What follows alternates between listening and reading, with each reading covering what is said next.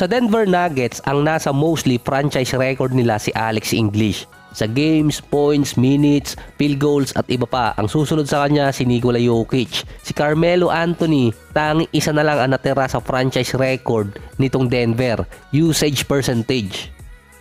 Sa unang 8 taon ni Melo sa Denver, meron siyang total na 13,970 points. Sa 8 taon na yon, nakapasok siya ng isang beses sa West Finals noong 2009, kasama si Chauncey Billups. Nakasama din ni Carmelo Anthony si Allen Iverson. Sa 8 taon din na yon, 4 na beses naging All-Star si Carmelo para sa Denver. Ganong katindi dati sa West pagdating sa mga forwards. Ang huling All-Star game pa niya sa West, yun din ang time na na-trade siya papunta naman sa Knicks. Sa isang podcast, parang nagtampo si Carmelo sa Denver Nuggets. Ang sinabi niya doon, bakit inoffer ang number 15 kay Nikola Jokic, na pinapakita lang na gusto nilang alisin or i-erase ang nagawa ni Melo sa Denver dati. So hindi rin naman alam ng Nuggets na magiging legendary si Nikola Jokic at hindi pa rin naman retire ang jersey number niya. May discussion pa dati kung i-retire ba ng Nuggets ang number 15 ni Melo, na ngayon na kay Nikola na mas successful ang naging career gamit ang jersey number na yon. 2-time MVP, NBA champion, multiple playoffs, nakadalawang conference finals pa at multiple all-star. So dati, kung maalala nyo, kapag ang isang player publicly sinabing gusto niyang umalis sa team na matagal niyang pinaglaruan, ang kalimitang kasing gagawin ng mga fans doon, susunugin yung jersey niya. Kung may tampo si Carmelo sa Denver, yung mga fans din meron ding tampo sa kanya. Kaya sabi nga ni Carmelo sa podcast niya, kapag babalik siya ng Denver, ito yung naglalaro na siya sa Knicks, ibubo siya ng mga fans kahit umiskor pa siya ng malaki. Ang sinabi pa nun ni Melo, hindi rin niya alam kung bakit siya binubo ng mga fans, dahil ba dun sa mga sinulat dati ng media or dahil umalis siya ng Denver.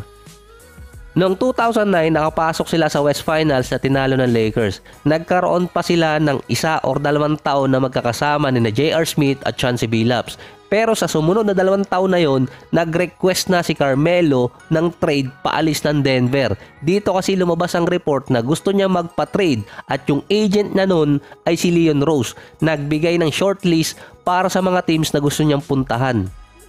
Ang team owner no ng Nuggets ayaw bitawan si Melo at may offer pang 3 taon na $65 million na contract extension. Malaki yun dati.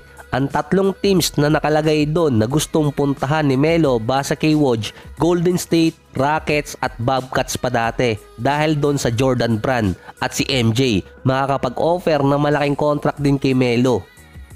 Kaya di umano natuluyang na-trade si Melo dahil natanggal noon ang dating GM ng Nuggets at ang pumalit si Masai Ujiri. Doon din hindi na nakalaban ang team owner na si Josh Kroenke kontra sa agent ni Melo, kaya noong mid-season ng 2011 na-trade na siya sa New York.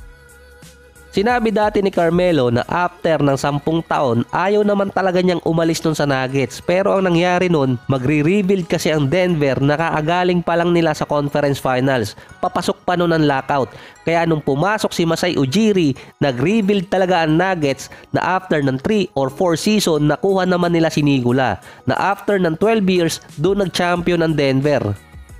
Nung bago ma-trade itong si Carmelo papuntang Knicks, ang sinabi doon ni Amari Stoudemire, "Come play with me." Nire-recruit talaga siya noon ni Amari dahil healthy pa siya noon sa Knicks. Nang pumunta si Amari sa Knicks noong 2010, kalakasan pa noon ng Boston, Orlando, Cleveland na bago lumipat ng Miami si LeBron na nagkaroon ng another Big 3. Tapos sumunod pa noon, lumakas din yung Indiana Pacers. Sinagot na rin naman ni Nikola yung sinabi ni Melo na binigay sa kanya ng team yung number 15. So ang sabi niya, matagal na rin kasi naman niyang ginagamit yun since una siyang maglaro dati sa Serbia. Alam din naman niya kung sinong player ang gumamit ng jersey number na yon, at ito nga ay si Carmelo Anthony. Kaya naman ginamit ni Nikola ang jersey number 15 dahil nung maglalaro siya sa youth team sa Serbia, siya yung pinakamalaking player. Kaya ang binigay sa kanya yung pinaka-available na jersey na merong 15. At dahil doon sinimulang gamitin ni Nikola ang jersey number 15 na yon.